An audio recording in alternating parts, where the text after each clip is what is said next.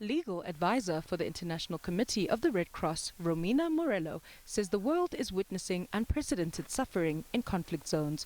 With over 130 armed conflicts globally, the organization has launched a new global IHL initiative, a 2-year effort to rebuild political will and strengthen protection for civilians. Of course, the International Committee of the Red Cross is saying this because we are seeing the suffering happening in the field. We know that there are approximately 130 armed conflicts, 130 armed conflicts around the world, and many of them have gone through for decades. We see people, civilians, trapped in a cycle of violence, of loss, of despair, and we know that there are rules to prevent this. There are rules that have been created, so the rules of war, the International Humanitarian Law, as you just mentioned, was created to prevent this from happening. And the whole world has agreed on that. All of the states have agreed that those rules are the minimum standards to protect civilians at war. The ICRC says international humanitarian law is at a crossroads. Despite universal agreement on the Geneva Conventions, violations are rising, from attacks on hospitals to destruction of essential infrastructure. Last year, the International Committee of the Red Cross, together with 6 states, including South Africa, have launched this global initiative. And the global initiative is a global effort. And with global, we want it to be universal, as international humanitarian law is.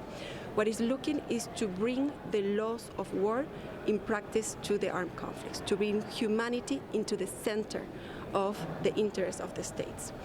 It was launched in last September 2024, and now we have around 100 states from all of the regions of the world supporting this initiative and trying to answer the questions on how we are going to respect and apply IHL in conflict. Here in Pretoria, states from across southern Africa and the Indian Ocean region, including Ghana, are outlining their progress on implementing humanitarian law at home.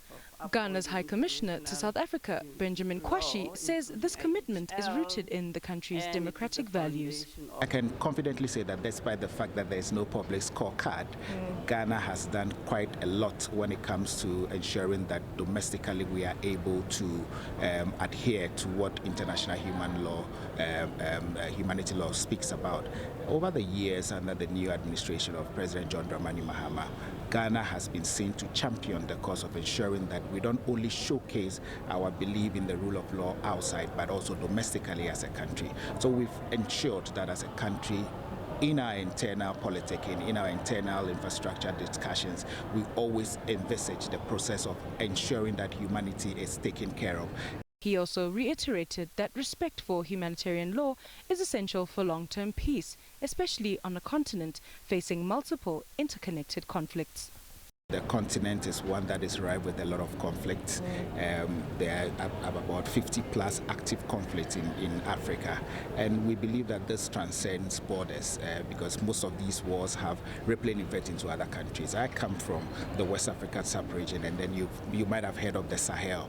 What is happening in the Sahel region affects the whole of West Africa. So when it comes to us believing in cross-border and effective management of international human law, we believe that we have to collectively come together. It transcends borders, and when these things happen, the rippling effect to other economies, other countries that are sharing borders with others, come as a big challenge to us in the sub-region.